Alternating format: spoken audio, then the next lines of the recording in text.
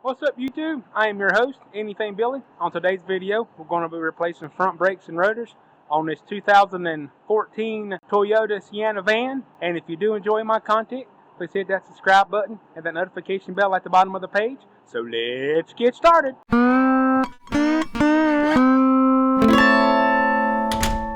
Alright, tools you will need for this job. You'll need a 14mm socket ratchet for the caliper bolts. You'll need a 17mm socket and ratchet for the caliper bracket bolt. You may need a screwdriver, lube for the slides, some type of piston compression tool, and like always, no job is complete without a hammer. So it is in the middle of summertime, it is hot, I do got fans on, so if I sound like I'm talking a little louder, I am, because I'm trying to overtalk the fans. You may need a light as well, just in case you're like me, when you get over to one side, it's in the dark. But it's just going to be a simple caliper or simple rotor and brake change. If I run into any issues, I'll stop and address it. But here we go. Right, well, my socket or my ratchet finally broke. Let me go get a new one.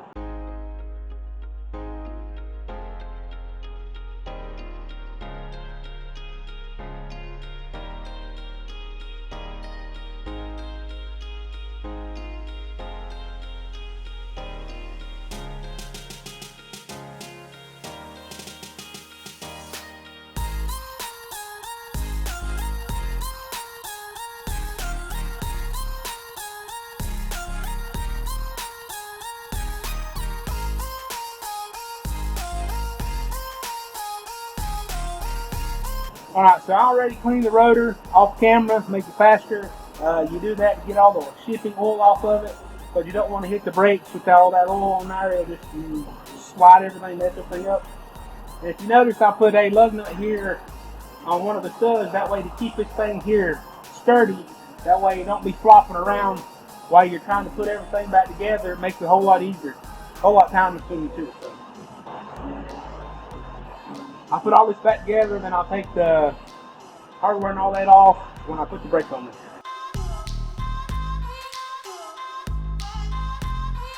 I don't remember if I mentioned it in the past, but always start all your bolts before you tighten them down. That way, in case you need to move it to line up the bolts, you've got wiggle room. Otherwise, if you tighten everything up, I take everything back apart.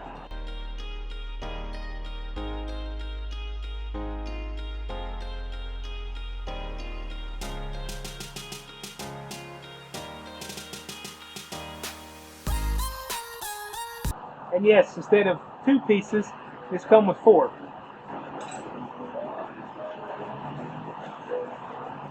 So we have our nice little bag here of hardware.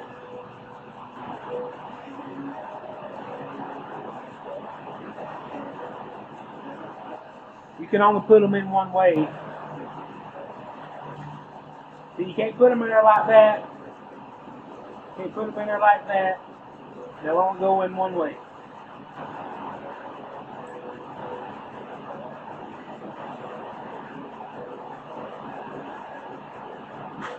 Sit right down in them little holes.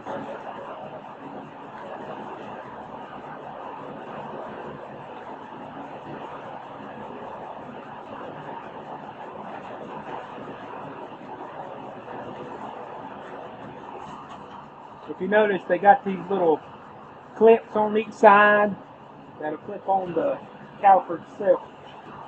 And then all this extra stuff shoots out to the outside.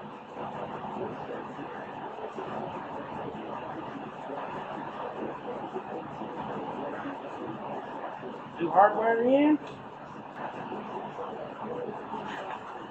Let's see, these come with, see if I can get them out of the bag here.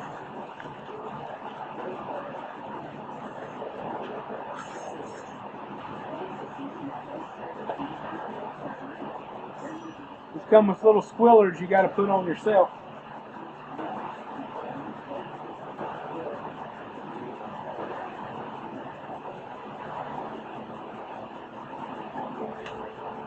And sometimes they can be a pain to put on. You got 4, so you put 1 on each brake pad. Come on there. And you want to put them on there with this part sticking out. Otherwise, if you put them on the inside, you'll rub on the rotors. Then we'll have fun putting them in there. It seems like they always get wet.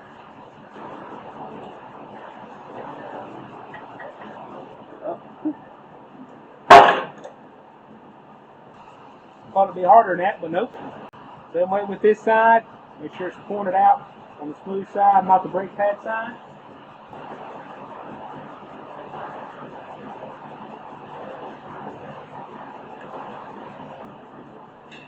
Inside's always harder because you can't see what you're doing.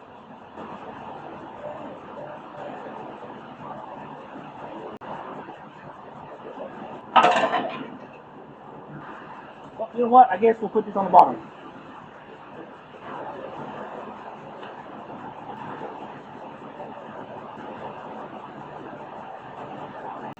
Inside's always the harder one because you can't see. Nothing wants to work right for you. So this one you just have to play with until you get it in.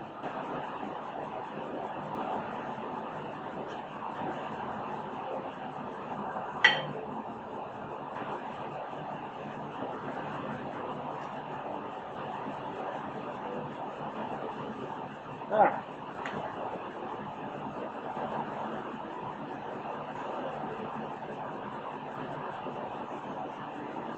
Sometimes you just gotta play around until you can get it. I'll make sure you got nothing rubbing or squeaking. You can put these things on there.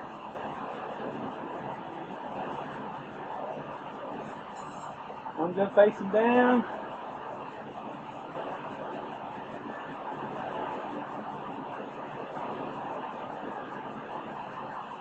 The other one goes facing up. Now we can push in our piston. And it looks like my flashlight's going dead. Now let's hit the button. There we go. Yeah, it's going dead.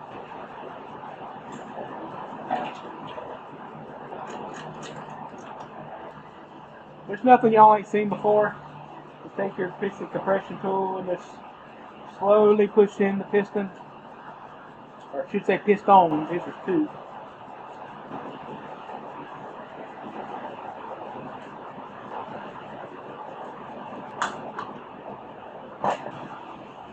Over.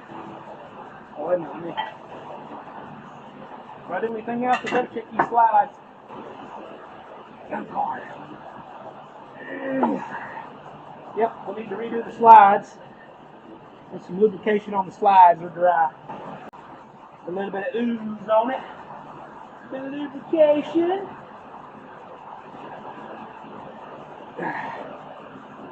Oh my gosh. That was stuck.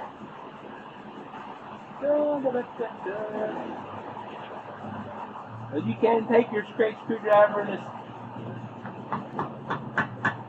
tap it a little bit. Be easy.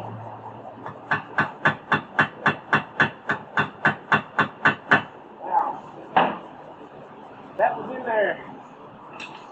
Alright, let me go grab a pair of pliers. I think my flashlight's dying, so let's see if I can get this out. Sometimes you can take this and wrap it around there. You might be able to take it out. There we go. Remember the bottom one, see? That bottom one had that rubber piece, and that rubber piece disintegrated. So now the bottom won't have that rubber piece no more. I guess it'll be alright. I mean, I've put them back in there without it before. I mean, some people may say, hey, you need that in there. Some people say, maybe you don't, but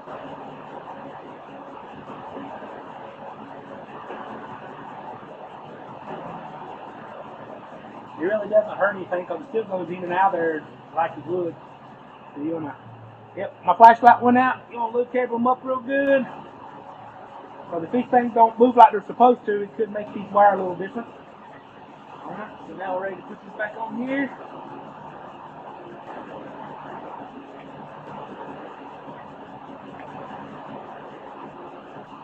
Make sure your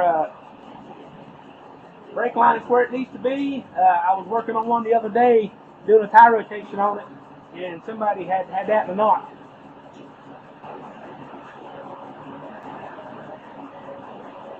You can tell it's been like that for a while because the brakes were wearing weird. The brakes is kind of wearing funny.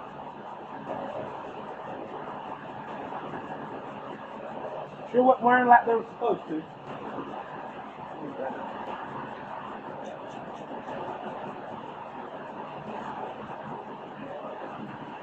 Snug them up.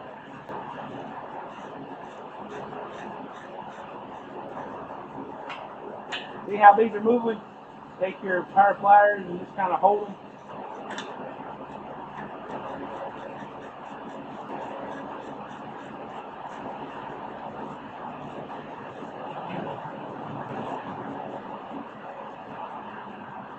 You snug them up. It ain't got to be He-Man tight. You just want to use this, just kind of hold it so you can tighten them up.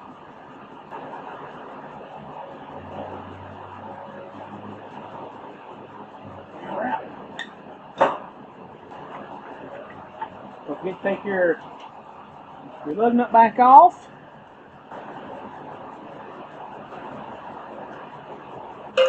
This side's done. We'll turn the wheel the other way and go do the other side. All right, here we are over here on the passenger side, and we'll do the same thing we done over there, but in reverse.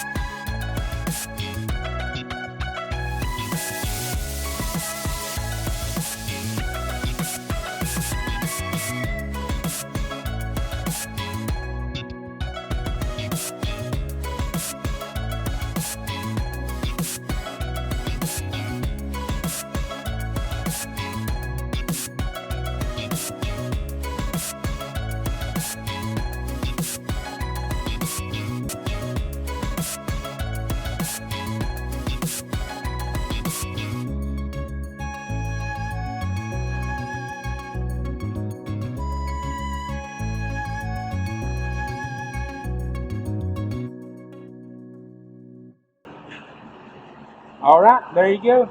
With the front brakes and rotors.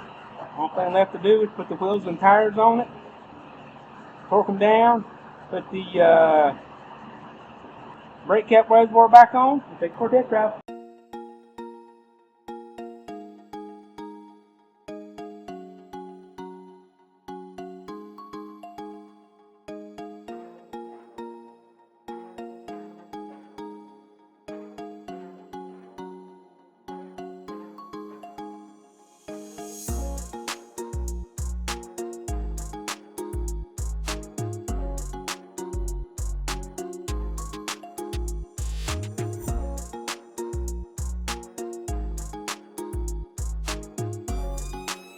And the last thing you want to do before you take for a test drive is make sure that the brake reservoir cap's back on there and it's full of fluid.